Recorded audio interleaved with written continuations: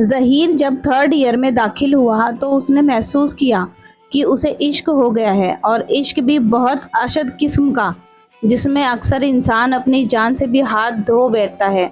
وہ کالج سے خوش خوش واپس گھر آیا کہ 3rd ایئر میں یہ اس کا پہلا دن تھا۔ جو ہی وہ اپنے گھر میں داخل ہونے لگا، اس نے ایک برقع پیش لڑکی کو دیکھا جو ٹانگے میں سے اتر رہی تھی۔ اس نے ٹانگے میں سے اترتی ہوئی 1000 لڑکیاں دیکھی تھی، مگر وہ لڑکی جس کے ہاتھ میں چند کتابیں تھی سیدھی اس کے دل میں اتر گئی۔ لڑکی نے ٹانگے والے کو کرایہ ادا کیا اور ظہیر کے ساتھ والے مکان میں چلی گئی۔ ظہیر نے سوچنا شروع کر دیا کہ اتنی دیر وہ اس کی موجودگی سے غافل کیسے رہا۔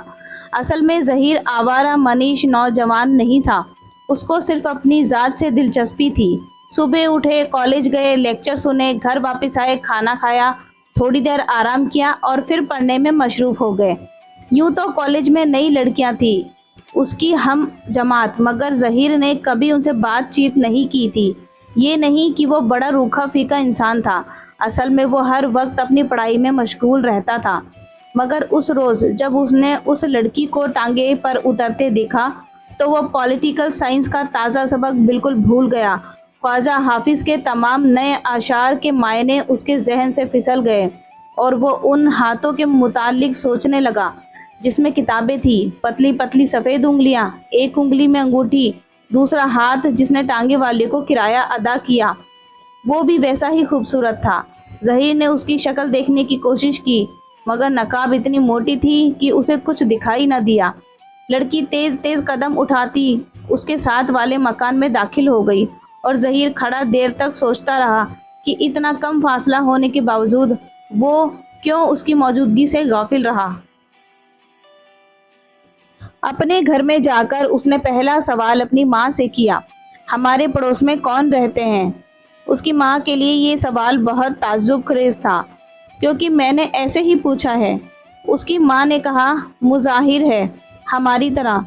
ظہیر نے پوچھا، کون ہے، کیا کرتے ہیں؟ ماں نے جواب دیا، باپ بیچاروں کا مر چکا ہے، ماں تھی وہ عمر کے ہاتھوں مجبور ہے۔ اب 3 بہنیں اور ایک بھائی ہے، بھائی سب سے بڑا ہے، وہی باپ سمجھو وہی ماں، بہت اچھا لڑکا ہے۔ اس نے اپنی شادی بھی اس لیے نہیں کی کہ اتنا بوجھ اس کے کاندھوں پر ہے۔ ظہیر کو 3 بہنوں کے اس بوجھ سے کوئی دلچسپی نہیں تھی جو اس کے اکلوتے بھائی کے کاندھوں پر تھی۔ وہ صرف اس لڑکی کے بارے میں جاننا چاہتا تھا جو ہاتھ میں کتابیں لیے ساتھ والے گھر میں داخل ہوئی تھی۔ یہ تو ظاہر تھا کہ وہ ان 3 بہنوں میں سے ایک تھی۔ کھانے سے فارغ ہو کر وہ پنکھے کے نیچے لیٹ گیا۔ اس کی عادت تھی کہ وہ گرمیوں میں کھانے کے بعد 1 گھنٹے تک ضرور سویا کرتا تھا، مگر اس روز اسے نیند نہ آئی۔ وہ اس لڑکی کے متعلق سوچتا رہا جو اس کے پڑوس میں رہتی تھی۔ کئی دن گزر گئے مگر اس کی مٹبھیڑ نہ ہوئی۔ کالج سے آ کر اس نے سینکڑوں مرتبہ کوٹے پر گھنٹوں دھوپ میں کھڑے رہ کر اس کی آمد کا انتظار کیا، مگر وہ نہ آئی۔ ظہیر مایوس ہو گیا۔ وہ بہت جلد مایوس ہو جانے والا آدمی تھا۔ اس نے سوچا کہ یہ سب بیکار ہے، مگر عشق کہتا تھا کہ یہ بیکاری ہی سب سے بڑی چیز ہے۔ عشق میں سب سے پہلے عاشق کو اس چیز سے واسطہ پڑتا ہے۔ جو گھبرایا وہ گیا۔ چنانچہ ظہیر نے اپنے دل میں عہد کر لیا کہ پہاڑ بھی ٹوٹ پڑے تو وہ گھبرائے گا نہیں، اپنے عشق میں ثابت قدم رہے گا۔ بہت دنوں کے بعد جب وہ سائیکل پر کالج سے واپس آ رہا تھا، اس نے اپنے آگے ایک ٹانگا دیکھا جس میں ایک برقع پیش لڑکی بیٹھی تھی۔ اس کا خیال بالکل درست نکلا کیونکہ یہ وہی لڑکی تھی۔ ٹانگا رکا، ظہیر سائیکل پر سے اتر پڑا۔ لڑکی کے ایک ہاتھ میں کتابیں تھیں اور دوسرے ہاتھ میں اس نے ٹانگے والے کو کرایہ ادا کیا اور چل پڑی۔ مگر ٹانگے والا پکارا، اے بی بی جی، یہ کیا دیا تم نے؟ اس کے لہجے میں بدتمیزی تھی۔ لڑکی رکی، پلٹ کر اس نے ٹانگے والے کو اپنے برقعے کی نقاب میں سے دیکھا۔ کیوں، کیا بات ہے؟ ٹانگے والا نیچے اتر کر آیا اور ہتھیلی پر اٹھنی دکھا کر کہنے لگا، یہ 8 آنے نہیں چلیں گے۔ لڑکی نے مہین لرزہ آواز میں کہا، میں ہمیشہ 8 آنے ہی دیا کرتی ہوں۔ ٹانگے والا بڑا ہی واہیات قسم کا آدمی تھا، بولا، وہ آپ سے رعایت کرتے ہوں گے۔ مگر یہ سن کر ظہیر کو طیش آ گیا، سائیکل چھوڑ کر آگے بڑھا۔ आओ देखा ना ताओ, एक मुक्का टांगे वाले की थोड़ी के नीचे जमा दिया।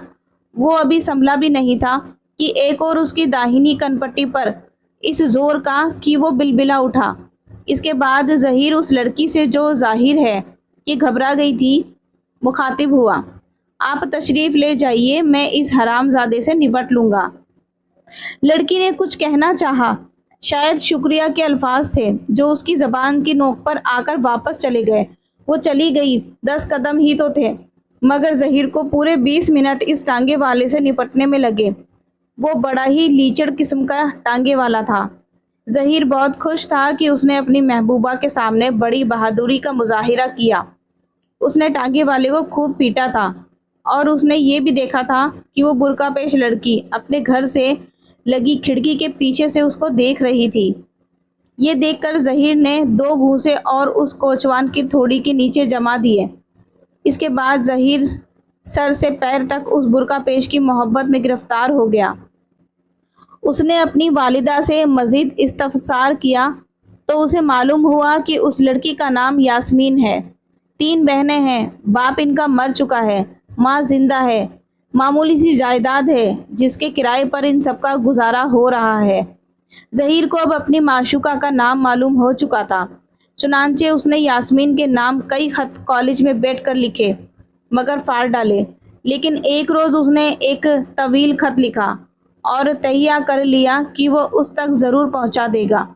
बहुत दिनों के बाद जबकि ज़हीर साइकिल पर कॉलेज से वापस आ रहा था, उसने यास्मीन को टांगे में देखा। वो उतरकर जा रही थी।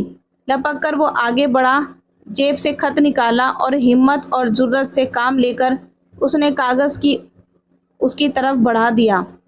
ये आपके कुछ कागज़ टांगे में गिर गए थे। यास्मीन ने वो कागज़ ले लिए, नकाब का कपड़ा सरकाया और कहा, शुक्रिया। ये कहकर वे चली गई। ज़हीर ने इत्मीनान का सांस लिया, लेकिन उसका दिल धक धक कर रहा था, इसलिए कि उसे मालूम नहीं था कि उसके खत का क्या हश्र होने वाला है। वो अभी इस हश्र के मुतालिक सोच ही रहा था कि एक और टांगा उसकी साइकिल के पास रुका। उसमें से एक बुर्का पेश लड़की उतरी। उसने टांगे वाले को किराया अदा किया। ये हाथ जिससे किराया अदा किया गया था वैसा ही था जैसा उस लड़की का था जिसको पहली मर्तबा ज़हीर ने देखा था। किराया अदा करने के बाद ये लड़की उस मकान में चली गई जहां यास्मीन गई थी। ज़हीर सोचता रह गया, लेकिन उसको मालूम था कि 3 बहनें हैं। हो सकता है कि ये लड़की यास्मीन की छोटी बहन हो। खत देकर ज़हीर ने ये समझा था कि आधा मैदान मार लिया, पर जब दूसरे रोज़ उसे कॉलेज जाते वक्त एक छोटे से लड़के ने कागज़ का एक पुर्जा दिया तो उसे यकीन हो गया कि पूरा मैदान मार लिया गया है। लिखा था, आपका मोहब्बतनामा मिला। जिन जज्बात का इजहार आपने किया है उसके मुतालिक मैं आपसे क्या कहूँ। मैं इससे आगे कुछ नहीं कह सकती। मुझे अपनी लौंडी समझिए। ये खत पढ़कर ज़हीर की बाँछें खिल गई। कॉलेज में कोई पीरियड अटेंड ना किया, बस सारा वक्त बाग में घूमता और उस खत को पढ़ता। 2 दिन गुजर गए मगर यास्मीन की मुठभेड़ ना हुई। उसको बहुत खौफ हो रही थी, इसलिए कि उसने एक लंबा चौड़ा मोहब्बत भरा खत लिख दिया था और वो चाहता था कि जल्द से जल्द उस तक पहुंचा दे। तीसरे रोज़ आखिरकार वो ज़हीर को टांगे में नज़र आई। जब वो किराया अदा कर रही थी, साइकिल एक तरफ गिरा कर वो आगे बढ़ा और यास्मीन का हाथ पकड़ लिया। हुजूर, ये आपके चंद कागजात टांगे में रह गए थे। यास्मीन ने एक गुस्से से भरे हुए झटके के साथ अपना हाथ छुड़ाया और तेज़ लहजे में कहा, बदतमीज़ कहीं के, शर्म नहीं आती तुम्हें। ये कहकर वो चली गई और ज़हीर के मोहब्बत भरे खत के कागज़ सड़क पर फड़फड़ाने लगे। वो सख्त हैरत ज़दा था कि वो लड़की जिसने ये कहा था कि मुझे अपनी लौंडी समझिए, इतनी रऊनत के साथ क्यों पेश आई है। लेकिन फिर उसने सोचा कि शायद ये भी अंदाज़े दिलरुबा है। दिन गुजरते गए मगर ज़हीर के दिलो दिमाग में यास्मीन के ये अल्फाज हर वक्त गूंजते रहते थे, बदतमीज़ कहीं के, शर्म नहीं आती तुम्हें। लेकिन इसके साथ ही उसे उस खत के अल्फाज याद आते जिसमें लिखा था, मुझे अपनी लौंडी समझिए। ظہیر نے اس دوران میں کئی خط لکھے اور پھاڑ دیے۔ وہ چاہتا تھا کہ مناسب و موزوں الفاظ میں یاسمین سے کہے کہ اس نے بدتمیز کہہ کر اس کی اور اس کی محبت کی توہین کی ہے، مگر اسے ایسے الفاظ نہیں ملتے تھے۔ وہ خط لکھتا تھا مگر جب اسے پڑھتا تو اسے محسوس ہوتا کہ درست ہے۔ ایک دن جب کہ وہ باہر سڑک پر اپنی سائیکل کے اگلے پہیے میں ہوا بھر رہا تھا، ایک لڑکا آیا اور اس کے ہاتھ میں ایک لفافہ دے کر بھاگ گیا۔ ہوا بھرنے کا پمپ ایک طرف رکھ کر اس نے لفافہ کھولا۔ ایک چھوٹا سا خط تھا جس میں یہ چند سطریں مرقوم تھے: آپ اتنی جلدی مجھے بھول گئے، محبت کے اتنے بڑے دعوے کرنے کی ضرورت ہی کیا تھی؟ خیر، آپ بھول جائیں تو بھول جائیں، آپ کی کنیز آپ کو کبھی نہیں بھول سکتی۔ ظہیر چکرا گیا۔ اس نے یہ خط بار بار پڑھا۔ سامنے دیکھا تو یاسمین ٹانگے میں سوار ہو رہی تھی۔ سائیکل وہیں لٹا کر وہ اس کی طرف بھاگا۔ ٹانگا چلنے ہی والا تھا کہ اس نے پاس پہنچ کر یاسمین سے کہا، تمہارا خط ملا ہے، خدا کے لیے تم اپنے کو کنیز اور لونڈی نہ کہا کرو، مجھے بہت دکھ ہوتا ہے۔ یاسمین کے برقعے کی نقاب اچھلی۔ بڑے غصے سے اس نے ظہیر سے کہا، بدتمیز کہیں کے، تمہیں شرم نہیں آتی؟ میں آج ہی تمہاری ماں سے کہوں گی کہ تم مجھے چھیڑتے ہو۔ ٹانگا چل ہی رہا تھا، تھوڑی دیر میں نگاہوں سے اوجھل ہو گیا۔ ظہیر خط ہاتھ میں پکڑے سوچتا رہ گیا کہ یہ کیا معاملہ ہے، مگر پھر اسے خیال آیا کہ معشوقاؤں کی رویہ کچھ اس قسم کا ہی ہوتا ہوگا۔ وہ سرے بازار اس قسم کے مظاہرے کو پسند نہیں کرتے۔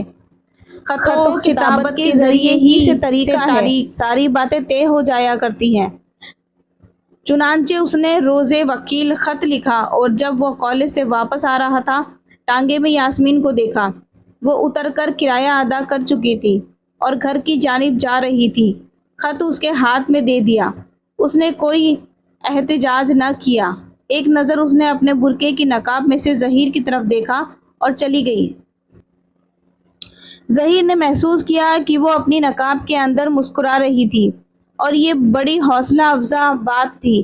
چنانچہ دوسرے روز صبح جب وہ سائیکل نکال کر کالج جانے کی تیاری کر رہا تھا، اس نے یاسمین کو دیکھا۔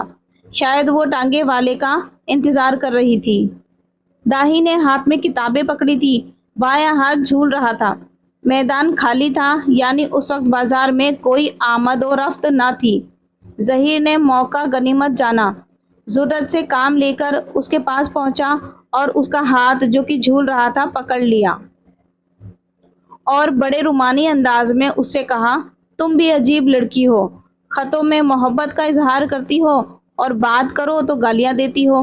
ظہیر نے بمشکل سے یہ الفاظ ختم کیے ہوں گے کہ یاسمین نے اپنی سینڈل اتار کر اس کے سر پر دھڑا دھڑ مارنا شروع کر دیا۔ ظہیر بوکھلا گیا۔ یاسمین نے اس کو بے شمار گالیاں دی، مگر وہ بوکھلاہٹ کے باعث سن نہ سکا۔ اس خیال سے کہ کوئی دیکھ نہ لے، وہ فوراً اپنے گھر کی طرف پلٹا، سائیکل اٹھائی اور قریب تھا کہ اپنی کتابیں وغیرہ اسٹینڈ کے ساتھ جمع کر کالج کا رخ کرے کہ ٹانگا آیا۔ یاسمین اس میں بیٹھی اور چلی گئی۔ ظہیر نے اطمینان کا سانس لیا۔ اتنے میں سے ایک اور برقع پیش لڑکی نمودار ہوئی، اسی گھر میں سے جس میں سے یاسمین نکلی تھی۔ اس نے ظہیر کی طرف دیکھا اور اس کو ہاتھ سے اشارہ کیا، مگر ظہیر ڈرا ہوا تھا۔ جب لڑکی نے دیکھا کہ ظہیر نے اس کا اشارہ نہیں سمجھا تو وہ اس کے قریب ہو کے گزری اور ایک خط گرا کر چلی گئی۔ ظہیر نے کاغذ کا وہ پرزہ اٹھایا، اس پر لکھا تھا، تم کب تک مجھے یوں ہی بے وقوف بناتے رہو گے؟ تمہاری ماں میری ماں سے کیوں نہیں ملتی؟ آج پلازا سنیما پر ملو، پہلا شو 3 بجے۔ پروین۔ یہ کہانی آپ کو کیسی لگی کمنٹ کر کے ضرور بتائیں۔ ایسی اور کہانیاں سننے کے لیے ہمارے چینل کو سبسکرائب کریں۔ ویڈیو کو تو آپ لائک کر ہی دیں گے۔ چلیے ملتے ہیں نیکسٹ ویڈیو میں۔ Thanks for watching.